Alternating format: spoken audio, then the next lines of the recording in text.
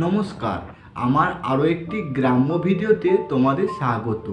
আমি এই মুহূর্তে অবস্থান করছি বাঁকুড়া জেলার জয়পুর থানার অন্তর্গত মৈনাপুর নামক একটি ছোট্ট খুবই সুন্দর গ্রামেতে।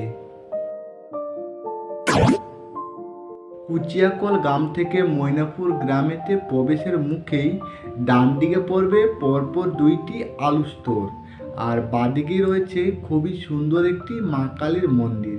স্ক্রিনে যে মন্দিরটা দেখতে পাচ্ছ এটাই।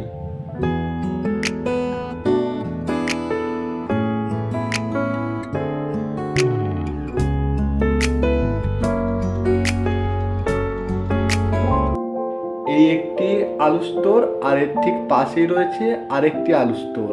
তো একটি নতুন খুবই আর একটি খুবই পুরনো, তো এদের নাম রয়েছে অনুপমা আর নিরুপমা। এরপর আমরা আস্তে আস্তে প্রবেশ করছি মৈনাপুর মার্কেটের দিকে। আর এই মৈনাপুর ছিল একসময় মল্লভূমির একটি প্রাচীন সাংস্কৃতিক কেন্দ্র।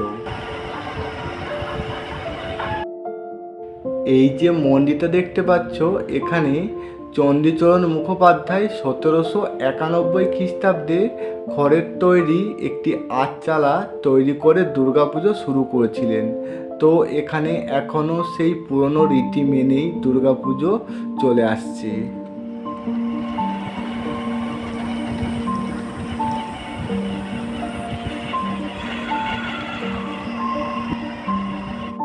এই মৈনাপুর গ্রামের জনসংখ্যার কথা যদি বলি, তাহলে 2011 সালের গণনা অনুসারে মৈনাপুরে মোট জনসংখ্যা ছিল 5256 জন, যার মধ্যেই 51% হচ্ছে পুরুষ আর 49% মহিলা।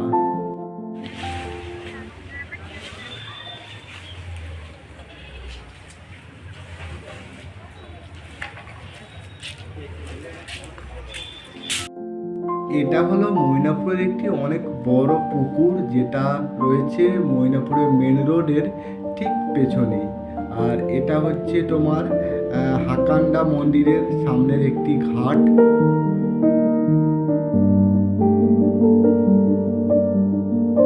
এটাই হলো হাকান্ডা মন্দির। তার ঠিক পাশেই দেখো নতুনভাবে হাকান্ডা মন্দির নির্মাণ করা হয়েছে, যেহেতু ওটা পুরনো হয়ে গিয়েছিল। আর তার ঠিক সামনেই দেখো একটি খুবই সুন্দর আটচালা। এই আটচালাকে কেন্দ্র করে তার চারিপাশে সপ্তাহে 7 দিনই সকাল দিক করে বাজার বসে। এই রাস্তা দিয়ে কিছুটা এগিয়ে গেলেই কিন্তু আমরা মৈনাপুর গ্রামের সীমানা পেরিয়ে যাব। তো সামনেই রয়েছে মৈনাপুরের রেল স্টেশন, একদম নবনির্মিত, খুবই সুন্দর একটি ছোট্ট রেল স্টেশন। তবে এই লাইন কিন্তু এখনো পর্যন্ত হাওড়া রেল স্টেশনের সঙ্গে সংযুক্ত করা সম্ভব হয়ে ওঠেনি।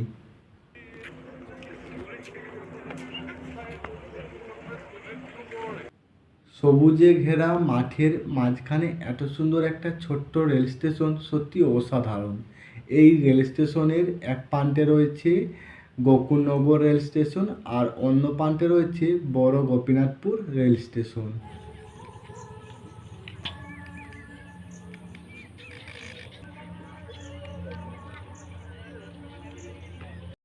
তো বন্ধুরা, ভিডিওটা এখানে শেষ করছি। দেখা হচ্ছে এরকমই কোনো এক ভিডিওর সাথে। তো ততক্ষণ তোমরা সকলেই ভালো থেকো, সুস্থ থেকো, আর হ্যাঁ, অবশ্যই কিন্তু মা বাবার খেয়াল রেখো।